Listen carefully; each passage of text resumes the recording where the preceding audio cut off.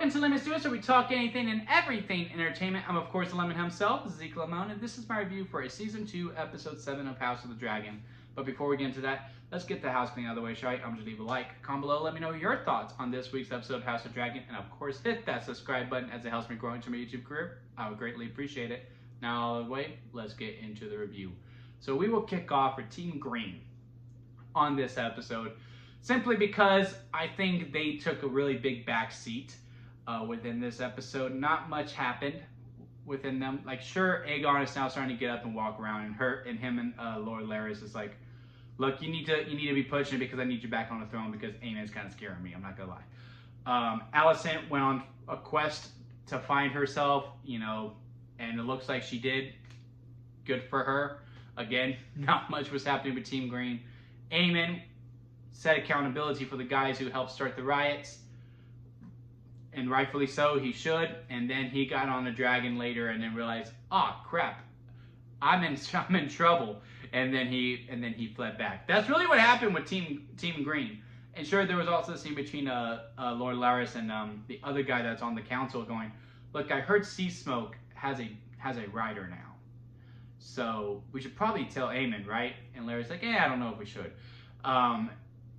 Was that because of the other guy going, well, he heard it from this person who's also this person that claims that they saw it?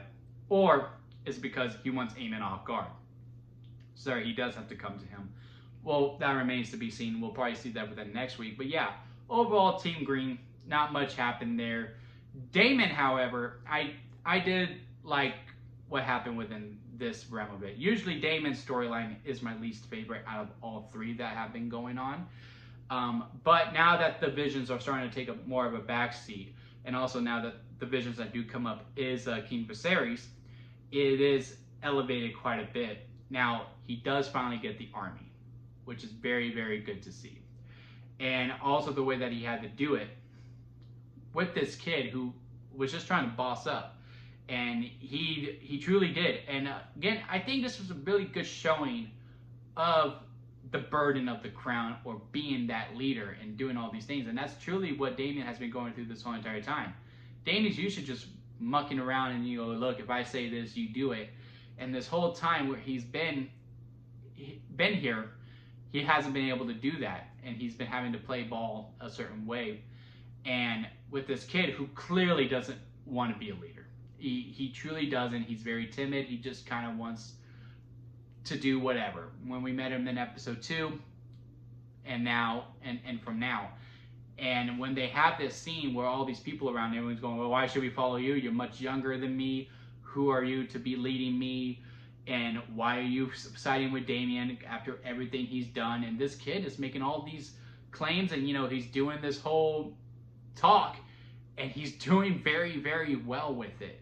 Because even though it's very brutal with the things that he had to do, I understand completely every call that he made. And I love the ending shot where, again, this goes back to what Daemon has been going through the whole entire season. He has felt bad about that baby dying since episode 2, and that's what started this whole quest, right?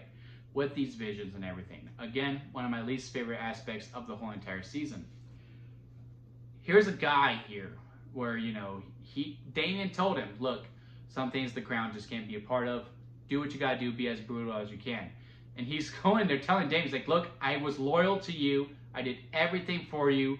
Please let me live. And the new guy who's in charge going, look, you want the army? Take them off to show that you feel bad for what you did. Or you won't get the army. What do you want to do? Of course, he chooses the army because he has to, right? That is what he needs to do. And when he cuts the head off and it just stays on his face, you could just tell it destroyed him. And I just thought a lot was said without a lot of dialogue within Daemon, within his arc, was very, very good. And then, it caps off and ties up in the bow when he sees Viserys on the bed, and, he's on the makeup, which kind of sucked for him. If I was Viserys, I probably would have, or Patty Constantine, I should say, the actor, I probably would have said, do we need it? And after thinking about it, I do think we needed it to show, the decay and, like, what becomes of a king when you do have the crown. He's like, are you sure you want it? And Damien's looking at him like, oh man, I don't know if I truly want this anymore. Very, very good stuff overall. Again, it was just that one scene, but I do think it was very, very impactful, and I am very curious to see what happens to him in episode 8. Now, let's get into the meaty greedy, shall we, with Team Black, or the Jurassic Park section, I should say, because a lot of this episode is this dragon training, if you will, or should I say dragon claiming, or dragon is claiming their people. Rhaenyra was proven right? I mean, the episode opens up on the coastline with sea smoke, and the rider that sea smoke claimed, and Rhaenyra was like, "What do you want? How'd you steal my dragon?" And he's like, "I didn't steal the dragon came to me. All I want is purpose. If that purpose is to serve you, I am all for it. Let's do this." And that's truly all he needed. I mean, he's been talking about that through the entire season, saying, Corlys doesn't even look at me, he doesn't even talk to me. And they had their one brief conversation, and it does look like he is getting the purpose that he wants. And again, not a lot of time given to him, but it was very, very, delivered with utmost accuracy, and I think the point was delivered. And again, it was moved forward, and like, okay, now we can move on a little bit more to you, more within you, besides, hey, what is my purpose, and complain about not having any purpose. Then Rhaenyra's like, all right, so what do we do now? And then she's going through her books, and Mysaria's like, honey, listen.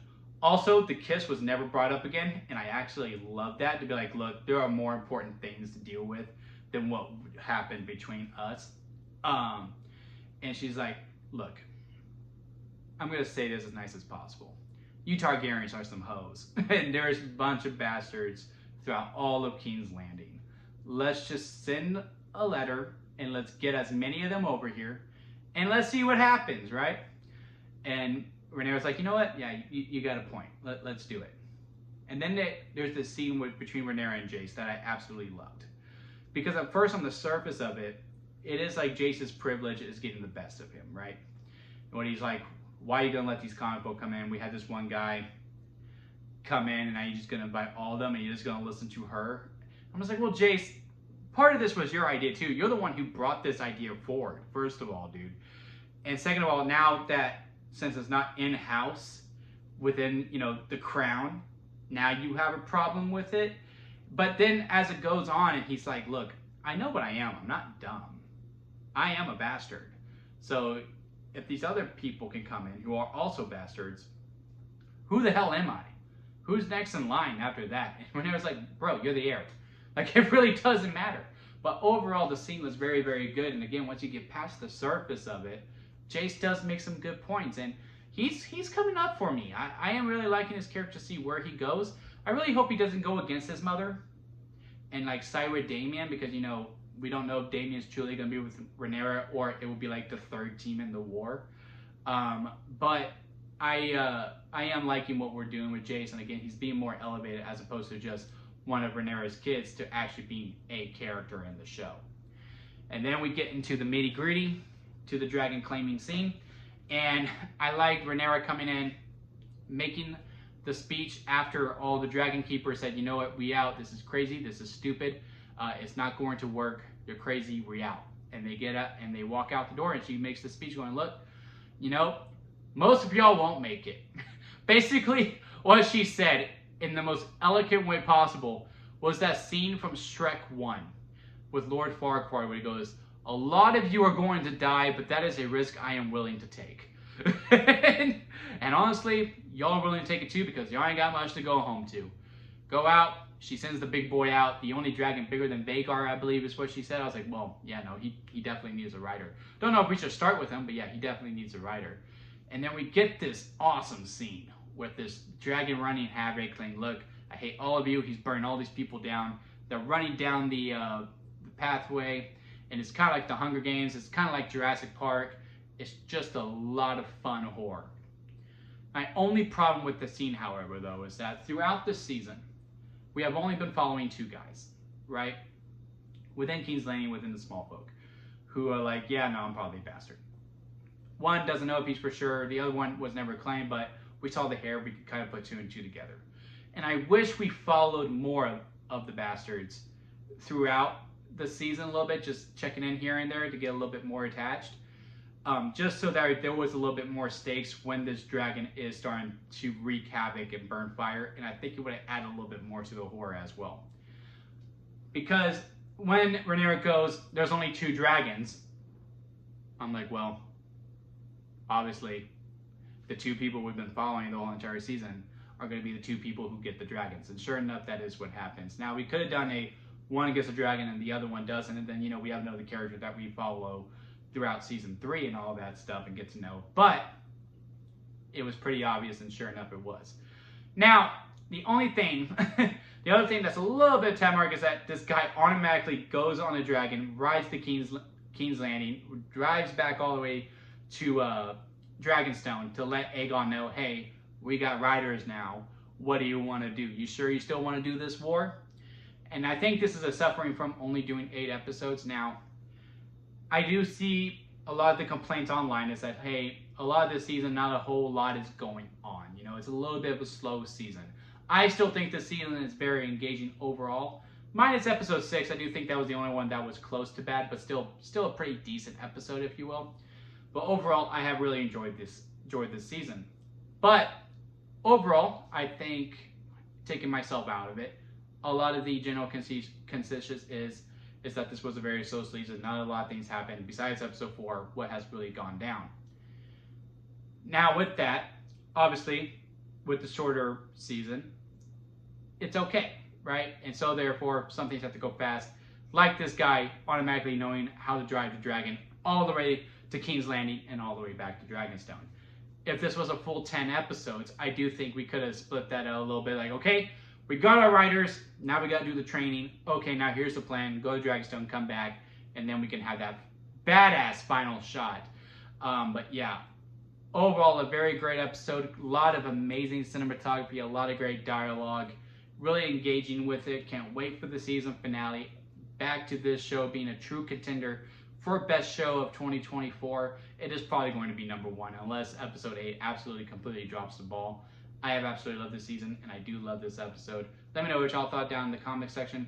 If you did like this video and you made it this far, I greatly appreciate that. Hit that like button, and of course hit that subscribe button as we get ready for the finale. And until next time, guys, I'll see you here at Lemon Studios.